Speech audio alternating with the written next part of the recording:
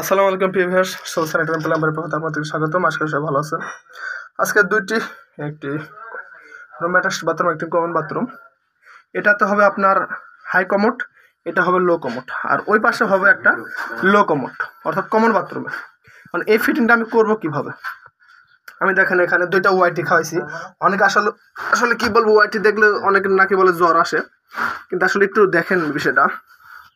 এখানে আমার high commode, এখানে কি করছি আমি ওয়াইটি খাওয়াইছি। এখন এখানে যদি ওয়াইটি না খাওয়াই, আমি যদি এখানে প্লেনটি খাওয়াইতাম 4 ইঞ্চি, ওইটার মল এটাতে আসতো, এটাতে আসার পরে এখানে যদি আবার খাওয়াইতাম, তাহলে এটাতে মানে আপ ডাউন করতো বারবার, এক বাথরুম মল আরেক বাথরুমে, আরেক বাথরুম মল এই বাথরুমে, এই একটা সমস্যা।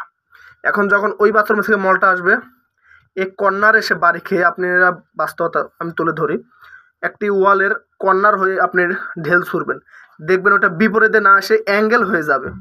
এই কারণে এই যে ওয়াইটি এখানে গিয়ে এদিকে আসবে, সেম এর জন্য ওয়াইটি ব্যবহার করা হয়।